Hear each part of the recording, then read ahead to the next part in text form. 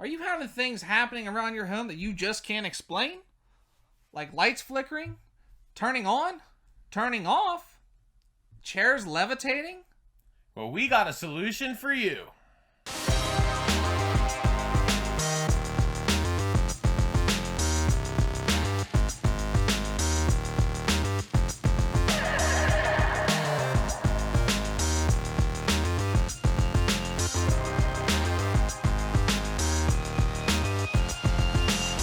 Welcome to Talk Culture, where today we're going to be going over our top ways to survive a paranormal attack. Why do you say it like an attack? Well, because it's serious and it's not to be taken lightly.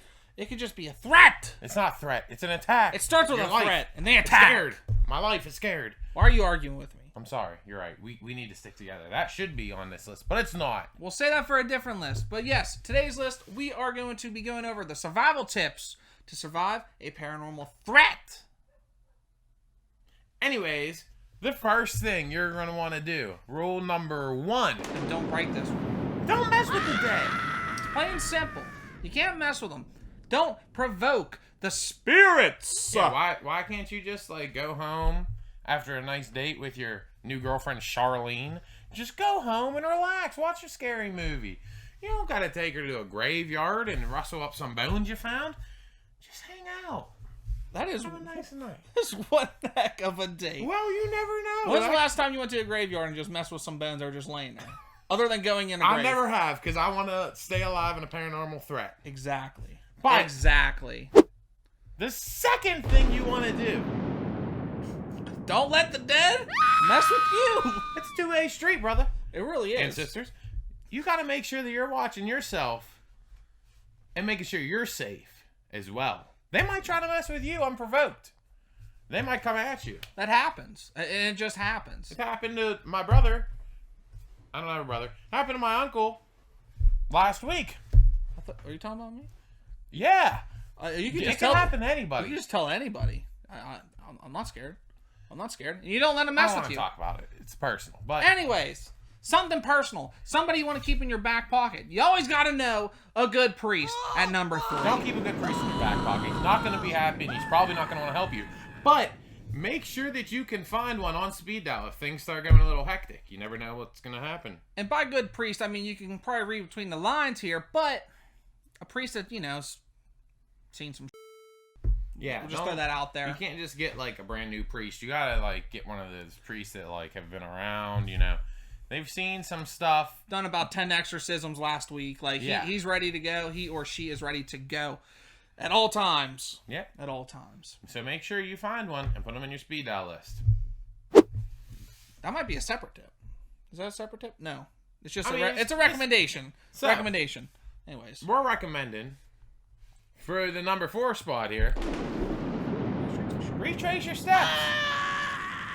Something spooky going on in your house? Yeah, very simple. Very simple. You just gotta go back and assess what happened. What did you change within your household? When you left school today, what did you do that might have, pissed off a spirit? Yeah. Maybe, it wasn't even your fault. Maybe as you're walking home, thinking about where you're going to take Charlene on dinner and a movie on a night, and just walking back home, say, hey, you know what? I'm going to go to this graveyard, check it out, and I'm going to take a skull with me, and I'm going to bring it home. Now, that might be the creepiest thing of all. Don't do that either. But Charlene's probably not going to want to go on another date with you. Charlene might be into it. Maybe she's into it. You bring it home. That's the issue. That's the issue. Retrace your steps. It's Charlene! Charlene's the issue. Charlene's the issue. Don't talk to Charlene. Charlene, you're out of here. After we get rid of Charlene, we're going to go on to move number 5. Now, number 5, you are going to have to assess the creepiness of your situation. Just like we already assessed Charlene. She's out of here. Yeah. Now we got a brand new situation going on. Things are still happening everywhere. So what are we going to do? We're going to assess. What room's it happening in? It's happening in this room. Exactly. What am I going to do? Get out. That's a good start. What are we going to do after that? That's when that priest is going to come in handy. Exactly. And, hey, now you're getting a strategy together, and that's the best thing you can do. Now what I look at it as, simply, if you got an attic, board it up. What are you doing up there? I have an attic. I didn't board it up yet, and stuff happens. Does it? It might. You'll never know. Exactly. But you board up the attic. Go down in your basement. Take a look around. Is there some creepy stuff? Do you have a scary hallway? Is there a casket inside of the walls of your basement? What? Take care of it. How would you know? Maybe it's sticking out halfway. Like, sometimes these things are like extremely obvious. If you're a handyman or handy woman, start tearing down the walls in your house. But that's a separate list. Goodness gracious, we'll give you a list on how to tear down your walls in another time. We're going off track. Let's move on to number 6. Number 6. This one's very important. Tell them. If the light flickers, hold on to your knickers. Exactly. Book it out of there. Hightail it. Don't be playing around like, oh God, what's going on? My light's burning up. No! You already got stuff going on. Your light starts flickering. Things are about to go from level 1 to 5 real quick, and you need to get out. Exactly. And I can't say that better myself, because you assess that creepiness of that situation. And if you just can't figure this out and it just escalates, you got to get out of town. Yeah. Get out of Dodge. Wherever the heck you got to go, just go. And the saying, if the light flickers, hold on to your knickers, it's interchangeable. I mean, say you live by a creek, like, if the... Nope, I don't know. I don't got one for a creek. But that's for you to do. I don't live by a creek, so it doesn't apply to me. But let's move on to number 7. We're just going to go to number 7. So just in case you find some lost footage. This is a big one, everybody. Just make sure. Leave it. Why do you take it? Why do you think, oh, you know what? I'm going to make some money. I'm going to turn this in. I'm going to throw it in my tape player. First of all, why? You probably don't even have a VHS player anymore to play said tape. I have a VHS player. Okay, well, say you do. Bring your footage to me. Don't do it. If you find a DVD, just break it. Save everyone the trouble. Just break it. Don't mess with it. It makes no sense. I don't understand. Like, you're going to walk out in the middle of the woods and find a VHS tape, a disc that says, put me in your tape player, play me. Yeah. Like, why? Nobody leaves their family trip to Disney World sitting in the middle of the woods.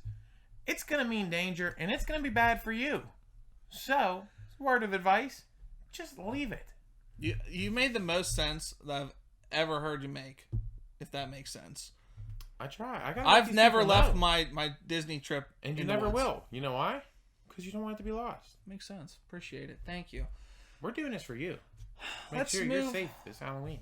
And forever. Let's move on to number 8. I'll just put it simply. I'll just throw it out there. You ready? Yeah. Don't explore that shit. Don't do it. Everyone has heard, hey, Bill, there's an abandoned house. Let's go check it out. No! Don't do it. Why do you have to? When Cindy comes up to you in the supermarket, says, hey, DK, heard about this graveyard. 3 kids died there in 1984. Their cars just wouldn't start. Their tires were flat. And then when they put down their windows to get some air because it was getting hot and steamy in there like 1984 would be, they died.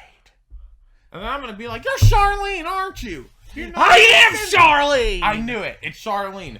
That's going to be our bonus rule. Number 11. Don't talk to Charlene. Charlene, you're still I'm sorry. If there's any Charlene's watching us right now, I ain't trying to pick on you.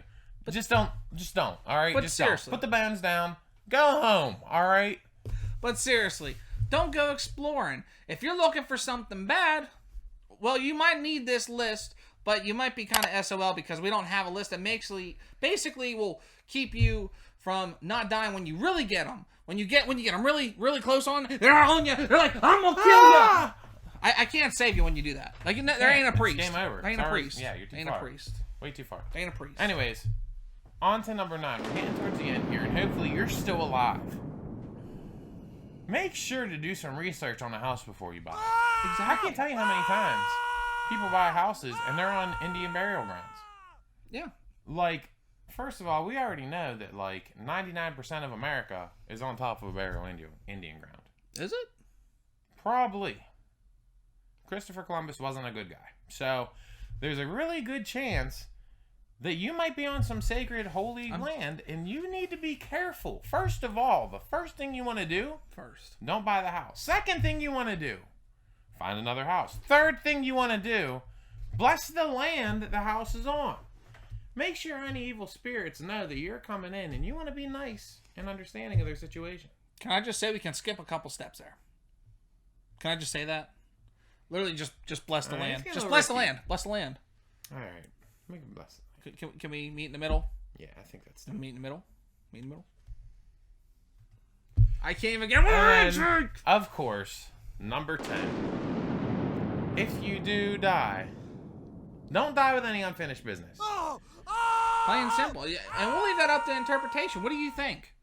I mean, it could be anything as don't die without paying your taxes, because the government's still going to try to get you to pay it. Or maybe you left the cake in the oven and didn't turn the timer off. It could literally be anything, but then you turn into a ghost, and then you're going to be the issue that we have to make another list for. So just don't die with any unfinished business. It makes perfect sense. Now, what also makes perfect sense is to like, share, subscribe, and make sure to ring that bell so you're notified of other videos that we are dropping for you this spooky season and afterwards. Also, check out our merch that we have on Teespring, where we have our limited edition t-shirt. We have some face masks. You want me to say it faster? No, not you. Oh. They are. They're running out of time. This is limited edition. We have t-shirts, face masks, limited t-shirts. No, you got time. You're all right. I have time. I have time. You have time. Okay. But you guys don't. The end of October, this t-shirt's never going to be sold again. It's gone. Never again. It's gone. So pick it up now while you still can. It's going to be gone. That's all I got to say. It's going to be gone. I still have time. Still have time? You got a little bit of time. Can I wrap it up? You can wrap it up. All right. As always, thank you so much for supporting Talk Culture.